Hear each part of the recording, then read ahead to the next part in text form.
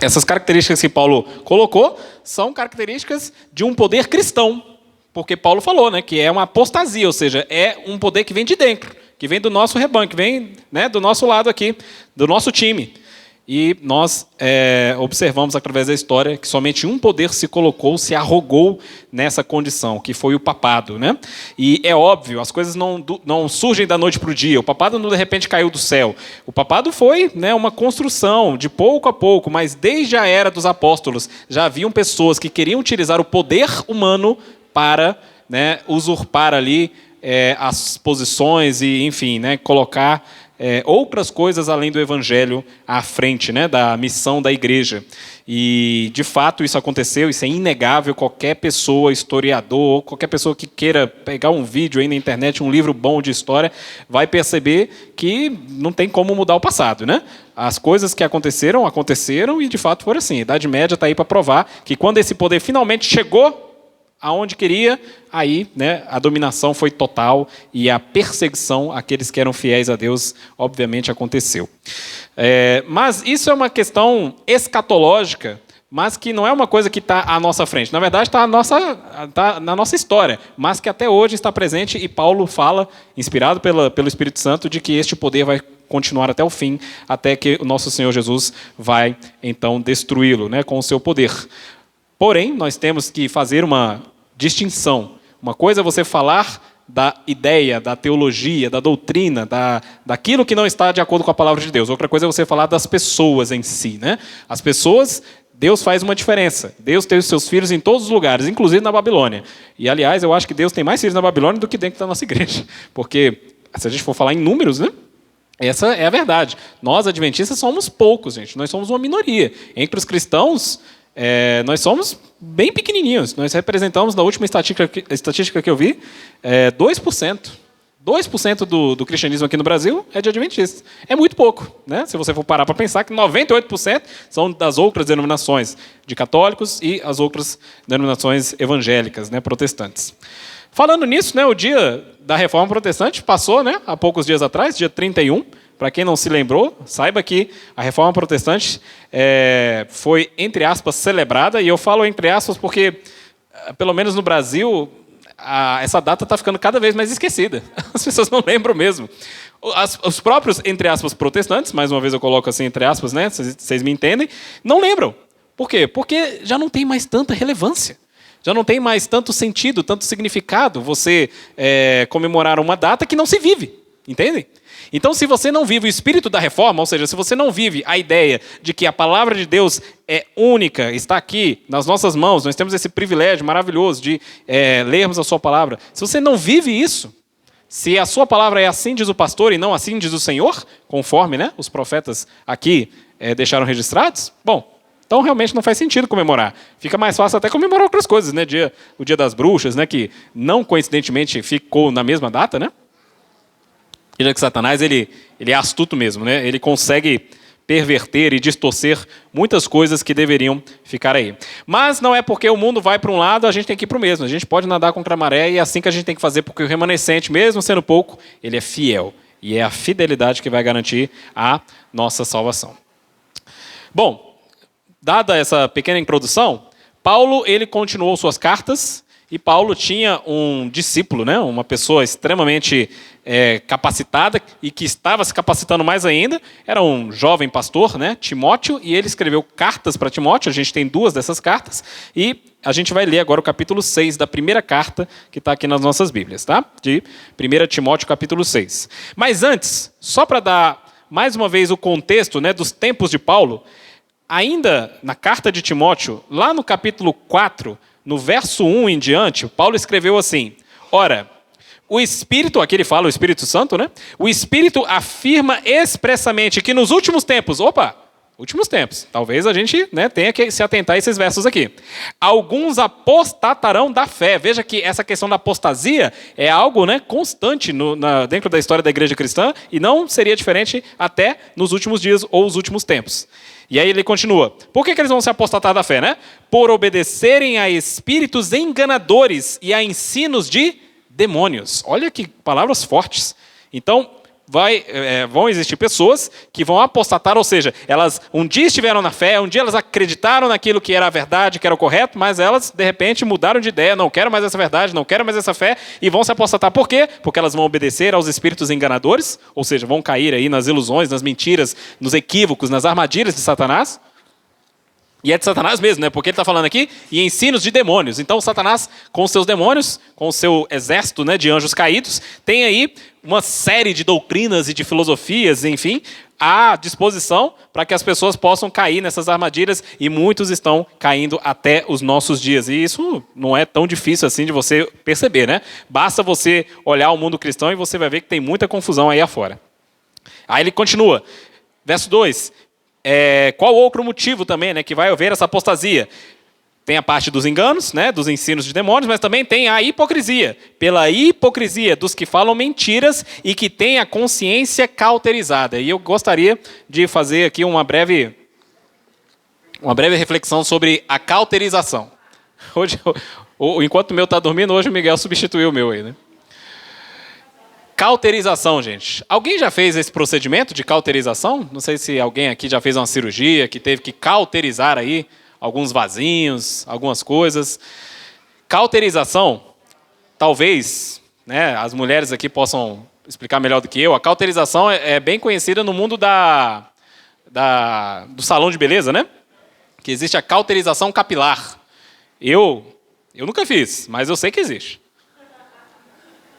A cauterização capilar é uma técnica onde você pega ali o cabelo da pessoa, né, e passa alguns produtos que eles vão cauterizar os fios. E a cauterização, nesse caso, é cauterização química. Mas o que é exatamente isso? Para ser mais fácil, eu posso tentar descrever, né, a cauterização como se fosse um processo de queima, né? Você está queimando o tecido. E no caso do cabelo, você está queimando porque quando você queima os fios, o calor, ele tem um efeito sobre os nossos cabelos de alisamento, né? É a chapinha, né? A chapinha não faz isso, né? Você literalmente queima o cabelo, né? Faz até o cheirinho, às vezes, de cabelo queimado, dependendo do tempo, né, que você ficou. As mulheres sabem disso, né? Por quê? Porque o calor, quando é aplicado nos fios de cabelo do ser humano, ele faz com que o fio que estava mais ondulado, mais crespo, fique liso, né? Porque aí existe uma série de reações químicas no fio de cabelo que vai provocar esse efeito. Mas, para quem já fez algum procedimento médico, né, de saúde, talvez já tenha visto cauterização de útero. Quando a mulherada vai fazer a cauterização, às vezes tirar alguma lesão no útero, exatamente para conseguir tirar uma parte estragada, vamos colocar assim.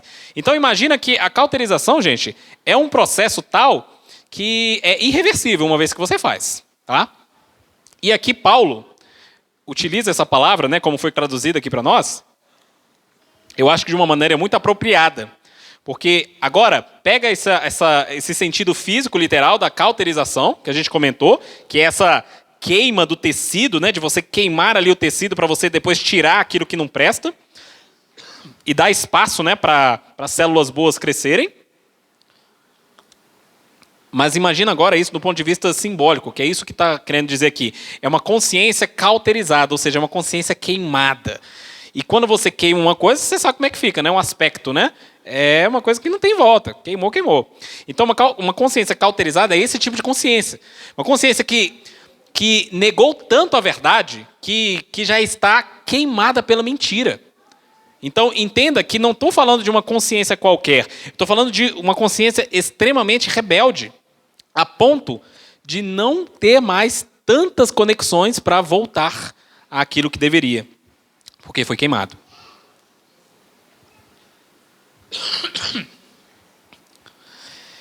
Bom, aí Paulo iria dar algumas características dos homens ou das pessoas que estavam com essa consciência cauterizada, na época lá deles, e que estavam influenciando ali a comunidade que Paulo e o Timóteo também, né, faziam o pastoreio.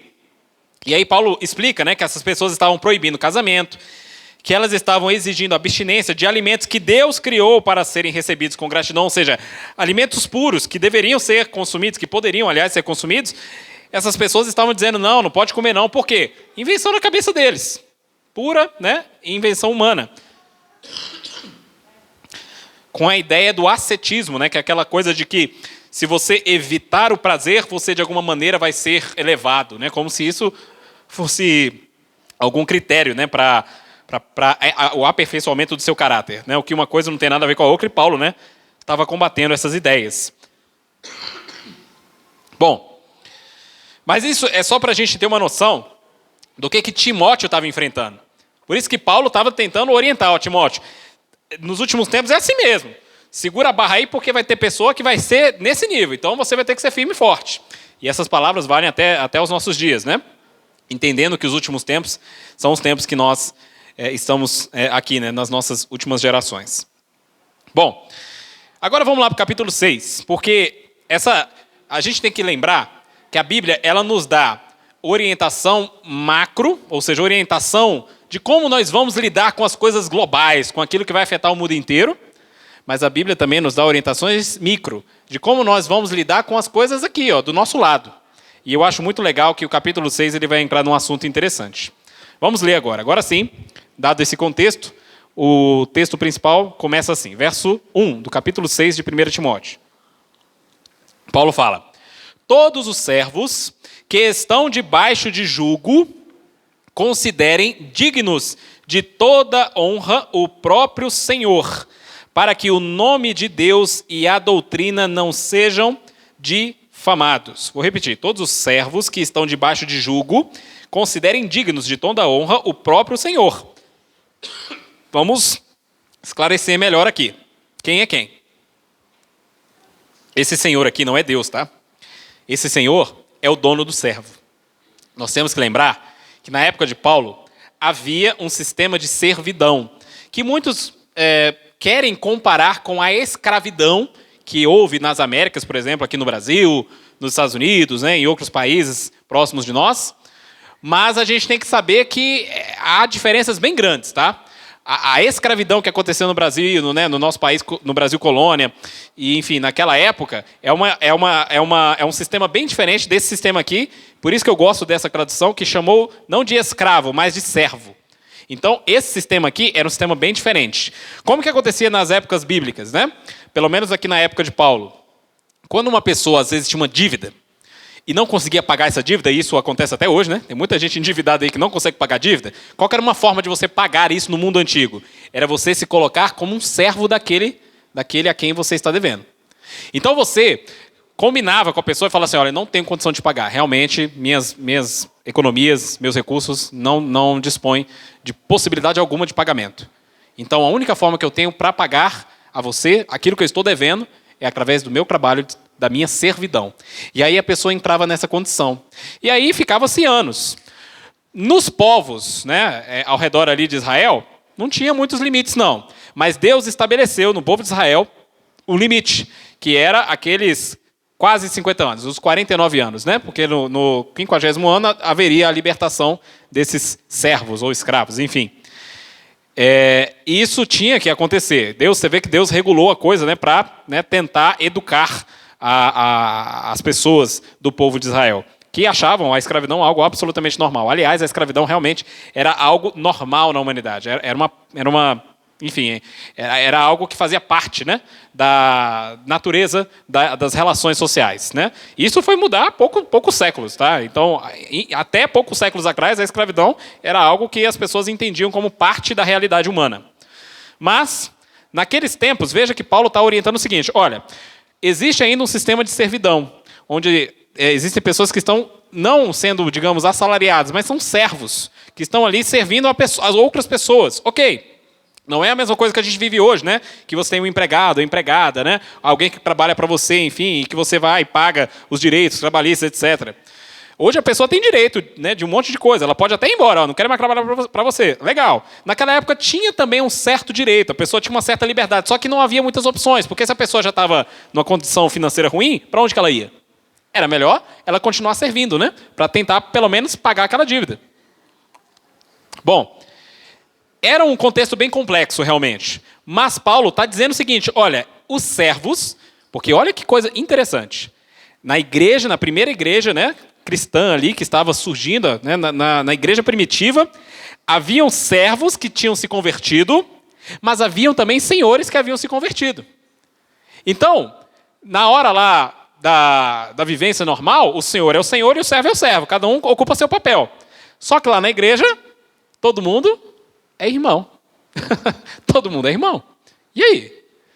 Aqui dentro da igreja, eu, sou teu irmão, mas lá fora eu sou teu servo. Percebe que alguma coisa poderia, ficar um pouquinho delicada. Imagina, o senhor que estava acostumado a ser servido, de repente, tá lá o seu servo ali, a sua serva, sempre à disposição, fazendo ali o trabalho, que lhe era necessário fazer. Chegou ali na reunião dos cristãos, porque esse senhor ou essa senhora se converteu. E aí agora, o que acontece? O servo vai parar de servir? O senhor ali dentro? Se o senhor falar assim, servo, pegue ali um copo d'água para mim, faça isso, faça aquilo. Como é que faz? Tá vendo como é um pouco delicado, algumas questões? Vamos trazer para os dias atuais, para ver se a gente consegue entender melhor. Imagina que você tem o seu patrão, a sua patroa, enfim, e aí, de repente, você está aqui na igreja e a pessoa chega também, porque ela se converteu, entregou o coração para Jesus, foi batizada, amém, glória a Deus. Mas e aí? Estamos aqui dentro da igreja. Você ainda deve algum grau, digamos, de obediência a essa pessoa? Alguns vão entender, não, peraí, dentro da igreja é igreja, Dentro da igreja a gente não precisa, tá obedecendo nem nada. Outros vão entender assim, não, peraí, tudo bem, a gente está aqui dentro da igreja, somos irmãos na fé, etc., mas eu ainda sou empregado daquela pessoa, ela ainda é meu patrão, e agora? Será que eu posso tratar essa pessoa de uma forma diferente? Porque lá na empresa, ou enfim, lá no meu local de trabalho, a pessoa, quando é hierarquicamente superior a você trata com respeito, não é verdade? Ô, senhor, não, tudo bem, chefe, ok, vamos lá, enfim, se trata com respeito, normal. Mas e fora? Especialmente na igreja. Como é que você vai tratar essa pessoa? Vai chamá-la de chefe também? Ou você vai mudar um pouco o comportamento? Opa, aqui eu não te obedeço não, aqui eu faço o que eu quero. E aí? Delicado isso, até hoje, na verdade. Mas Paulo está orientando o seguinte, olha, vocês que são servos e que estão debaixo do jugo de alguém, considerem dignos de toda a honra o próprio Senhor, ou seja, essa pessoa que você está servindo, para que o nome de Deus e a doutrina não sejam difamados. Olha que interessante, na mentalidade grega ou romana, eles poderiam pensar assim, peraí, quer dizer que o meu servo, agora que se converteu a essa ideia cristã, ao evangelho, agora vai de repente virar essa pessoa arrogante que não vai querer mais me servir? Isso na mentalidade deles era um tanto quanto desonroso. Que raio de religião é essa? Que de repente o meu servo que me servia agora não quer mais me servir. Paulo, muito sabiamente, orientou então os servos a não agirem com essa posição, digamos, de opa, agora eu posso me livrar aqui do teu jugo. Aliás, a gente tem que espremer um pouco mais essa ideia. Porque muita gente, por conta de filosofias políticas, ideológicas, etc., acha que o patrão e o empregado têm uma relação de inimizade, e isso não é verdade. Não é sempre assim. Muitas pessoas que trabalham para outras, trabalham com satisfação. O Silvio Santos morreu, não foi? Vocês viram o tanto de pessoas que eram funcionários empregados dele, que agradeceram ao fato de trabalharem para ele? Que elogiaram de boca cheia, falaram como ele era. A gente não está querendo santificar nem beatificar o Silvio Santos, não. Ele tinha seus defeitos também. Mas parece que, como patrão, ele era uma pessoa incrível. Porque muitos dos seus funcionários ficaram tristes, choraram pela morte do patrão. Se ele fosse uma pessoa que ninguém gostasse, graças a Deus, morreu foi tarde. Mas não. As pessoas estavam literalmente... E eu não estou falando de pessoas bajuladoras, porque tinham pessoas com posições boas dentro da empresa do Silvio Santos, mas tinham pessoas com posições bem subalternas, se a gente olhar com os olhos humanos, Desde a pessoa que ia lá servir, limpar o camarim dele, servir a comida para ele, até a pessoa que estava trabalhando na gerência, comandando programas também, tendo cargos relevantes, todos eles estavam extremamente tristes, com a morte do patrão. Mostrando, então, que essa ideia de que a luta dos trabalhadores contra os seus empregadores, contra os patrões, isso é algo completamente artificial. Na verdade, a maior parte dos trabalhadores não odeiam seus patrões. Tudo bem, tem gente que a gente acaba tendo dificuldade de relacionamento, porque tem gente que é complicada mesmo. Mas uma boa parte dos trabalhadores, não, eles gostam. Eu quero trabalhar para a pessoa, ela está pagando meu salário, poxa, ela está me ajudando a sustentar minha família. E isso é a coisa mais natural. E Paulo está mostrando uma realidade que não era diferente dessa que eu estou citando hoje. Então Paulo está dizendo o seguinte, olha, agora que você é cristão, servo, não deixe de servir ao seu Senhor.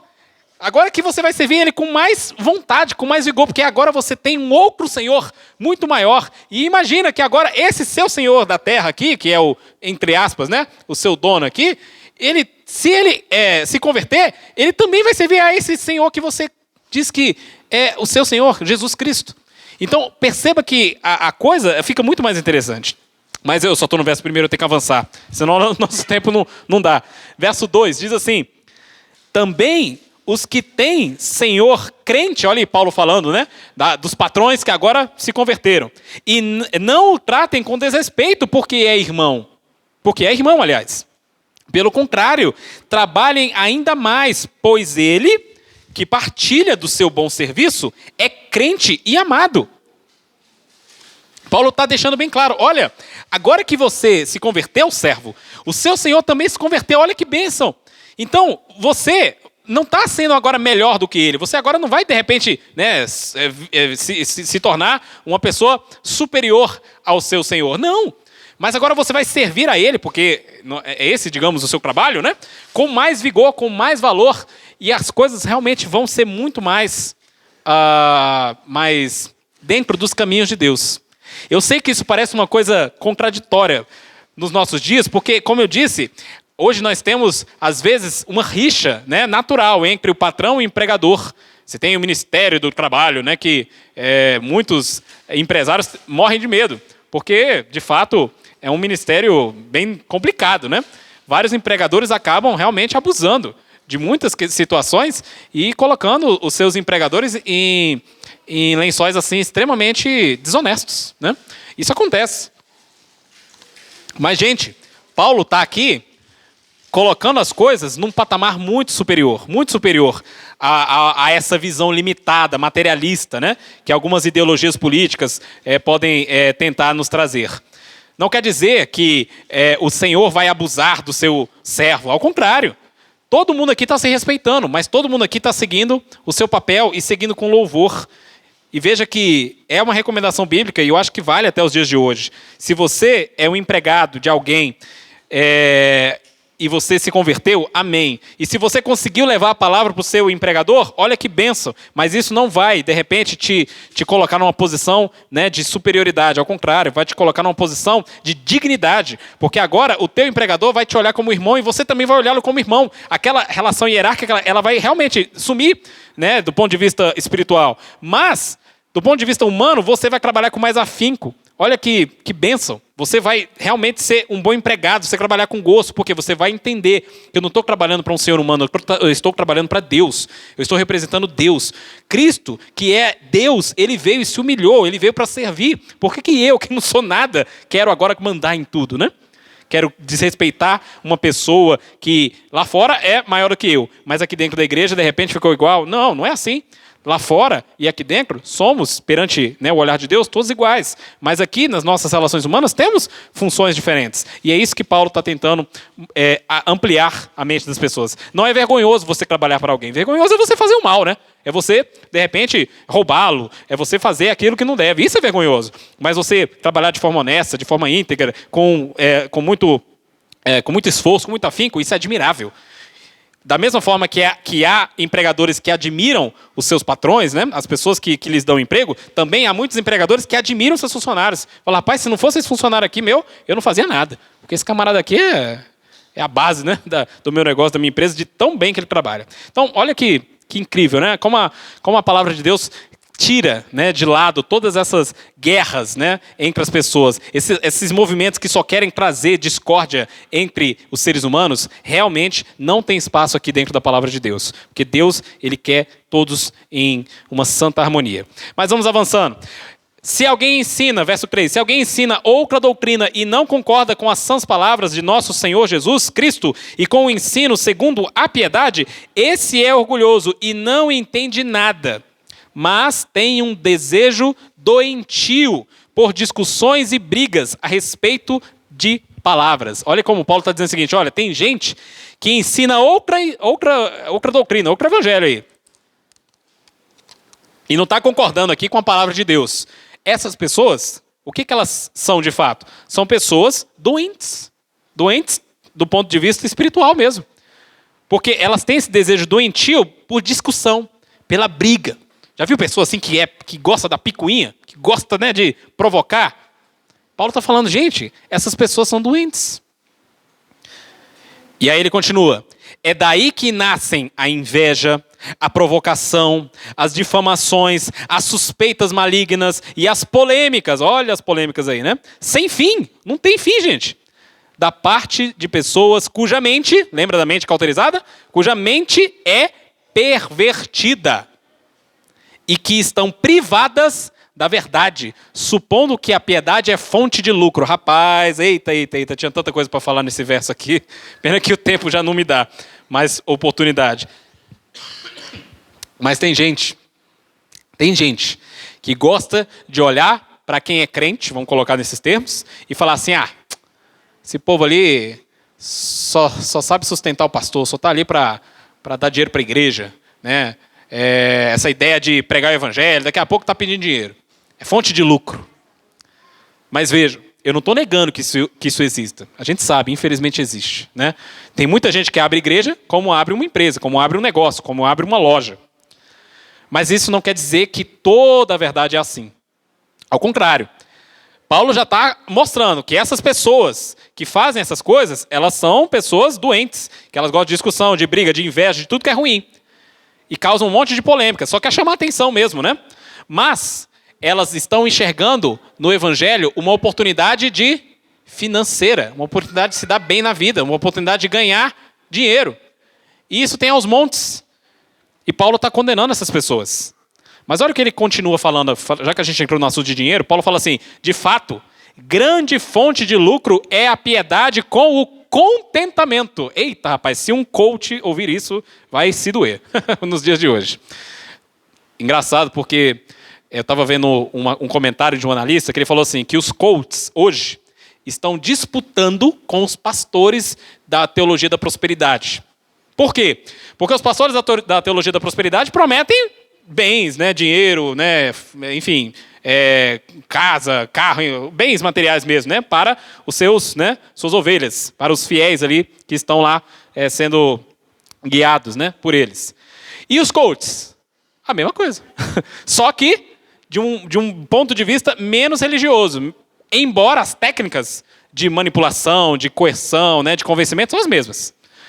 Aliás, muitos coaches aprenderam com esse movimento da teologia da prosperidade. E aí esse analista fala, né, que eles estão disputando um mercado. Eles estão disputando os mesmos clientes. Olha que loucura. E Paulo aqui quebra tanto um quanto o outro. Porque Paulo está falando que a grande fonte de lucro que a igreja tem que ter, que o cristão tem que ter, é o contentamento. Olha que coisa. Contentar-se com o que a gente tem. Isso é uma coisa que pouca gente explora hoje em dia.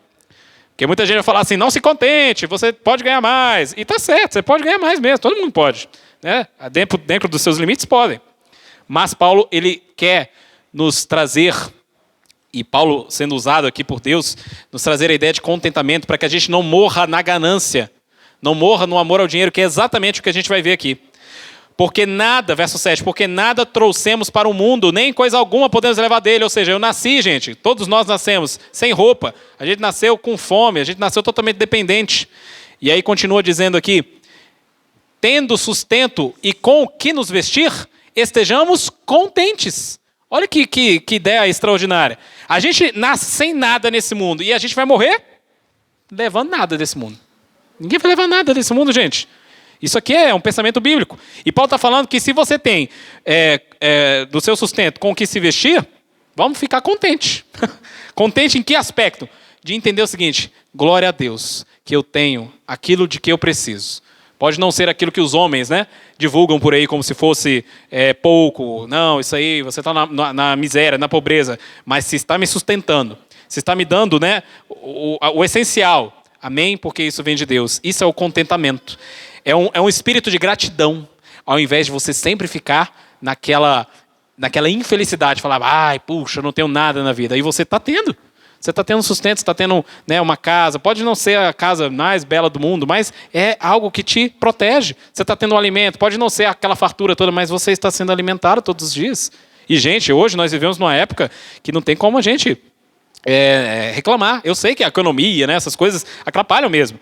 Mas hoje nós vivemos de uma forma muito superior do que reis do passado. Reis não tinham o que nós temos hoje. Olha como o mundo, né, prosperou nesse aspecto. E nós temos que sim, né, continuar progredindo, maravilha, mas temos que ter o espírito do contentamento. Verso 9. Mas os que querem ficar ricos caem em tentação, em armadilhas e em muitos desejos insensatos e nocivos que levam as pessoas a se afundar na ruína e na perdição. E, gente, isso está cheio de cristão, coitado, que está jogando no tigrinho. Por quê? Porque quer ficar rico. Rico da pior forma possível, obviamente, né? Rico com um trabalho fácil. Que tigrinho não é nem trabalho. Mas Paulo e a palavra de Deus já está falando. Gente, isso é ruína. Quantas pessoas estão se endividando, acabando com seus recursos financeiros, porque estão tentando ficar rico a todo custo. Mas como assim ficar rico? Não é legal ficar rico? É muito bacana. Só que Paulo não está simplesmente falando do ficar rico como eu e você no trabalho, né, de tentar melhorar cada dia. Não é isso. Olha o que o verso 10 vai falar. Porque o amor ao dinheiro é a raiz de todos os males. E alguns nessa cobiça se desviaram da fé e atormentaram a si mesmo com muitas dores. Ou seja, quantas e quantas pessoas dentro das igrejas, dentro da nossa igreja, infelizmente, acabam caindo nessas armadilhas. Por quê? Porque amam ao dinheiro. E é um amor doentio, lembra? Da cabeça doente, da mente cauterizada, da mente pervertida. Está tudo junto. É um amor doentio. Isso traz para nós a ideia de que nem todo amor é bom, né? Essa ideia de que só porque amor é bacana. Cuidado. Se for amor a algo que não seja Deus, você está indo numa situação bem delicada. Bem, irmãos, não dá tempo mais, né? Nosso horário já foi. Mas eu acho que esse capítulo 6, ele é muito rico, né? Falando de dinheiro, mas trazendo aqui para a ideia, né, da mensagem. É realmente um assunto muito profundo, se você for parar para pensar. É uma coisa do nosso cotidiano, gente. Mas não quer dizer que é superficial por ser do nosso dia a dia. Porque aqui, Paulo está lidando com coisas práticas, né? Coisas em questão do nosso sustento, em questão de como devemos nos sentir diante daquilo que Deus nos deu de recursos. E isso não é uma teologia rasa, ao contrário, isso é muito profundo. Tem muita gente que está perdendo a fé, está perdendo a cabeça, está ficando doente, está caindo na depressão, porque está se afundando no mar de dívidas e tantas outras coisas ruins ligadas a esses assuntos, porque no está amando ao dinheiro como se o dinheiro fosse a sua própria salvação. O dinheiro é o seu Deus. E pode ter certeza que esse Deus vai te deixar no mar de perdição. Quer dizer que a gente tem que ser pobre então, Vitor, para ser feliz? Não é isso? Calma. Mas a gente precisa primeiro confiar em Deus, se contentando, no espírito de contentamento, de entender o seguinte: eu tenho aquilo que Deus me provê agora. E tenho fé de que se for para minha salvação, Deus vai continuar melhorando meus recursos, meus bens, para que assim eu possa continuar no caminho certo. Amém? Vamos orar? Ficamos de pé para a oração final. Oremos. Pai querido, obrigado porque, através da mensagem que o teu servo Paulo escreveu para o teu outro servo Timóteo, hoje nós, teus filhos e filhas, podemos aprender como agir de uma maneira prática nesse mundo, né, tão desafiador, complexo, mas que ainda traz, em certa medida, os mesmos desafios que todas as gerações antes de nós enfrentaram. Nós, Pai, realmente temos que nos preparar para os grandes acontecimentos que estão diante de nós. Mas, enquanto esses acontecimentos tomam o seu papel na história da humanidade, nós também temos que agir de maneira prudente, de maneira sábia, diante dos pequenos acontecimentos, daqueles que ninguém vai saber, a não ser a tua mente infinita, Pai, cheia de sabedoria, mas aqueles acontecimentos que acontecem com cada um de nós, na nossa vida cotidiana, na nossa vida pacata, comum, uma vida que não tem holofotes, mas que tem também os seus desafios, os seus obstáculos, que podem sim ser armadilhas, para que a gente infelizmente, acabe caindo naquilo que vai nos afastar de Ti e, claro, consequentemente, também nos despreparar para esses grandes acontecimentos. Nós entendemos, Pai, que uma coisa não pode ser desvinculada da outra. Para nós nos prepararmos para aquilo que é grande, nós também temos que nos preparar para aquilo que é, entre aspas, pequeno. E que a Tua igreja, Pai, consiga, né, perceber nas pequenas coisas a Tua obra, a Tua mão, o Teu prover, e que essa satisfação de saber que cada detalhe da nossa vida, ainda que dos menores, está sendo conduzida por Ti, nos dê a segurança de que nós estamos seguindo a Tua vontade, a Tua santa lei, e entendendo que tudo isso, Pai, está sendo feito em honra e glória daquele que veio aqui neste mundo para nos resgatar e nos tirar, para nos levar para um mundo perfeito, um mundo de justiça, onde não vai haver mais dor, mais morte, nem luto. E é para este mundo, Pai, que o Senhor está nos preparando. Que o Teu Filho amado volte para que Ele possa cumprir finalmente a Tua palavra e que a Tua igreja continue de pé até aquele glorioso dia. É em nome dEle que nós te pedimos. Amém.